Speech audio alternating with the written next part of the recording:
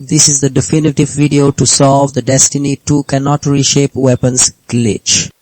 After personally experiencing this frustrating issue and testing numerous fixes, I've finally uncovered several effective methods to resolve the Destiny 2 cannot reshape weapons glitch, and I'm eager to share them with you.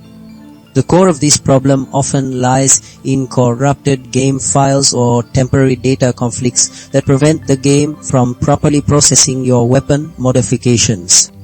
Method 1 focuses on ensuring the integrity of your game's installation by verifying files and clearing caches, essentially giving the game a clean slate to work with. Method 2 addresses potential system-level or network interruptions that can interfere with game operations, like outdated operating system software or unstable internet connections, by performing system restarts and network checks. Method 3 involves looking at external factors such as account status, software overlays, and contacting support, which can sometimes cause unexpected game behavior.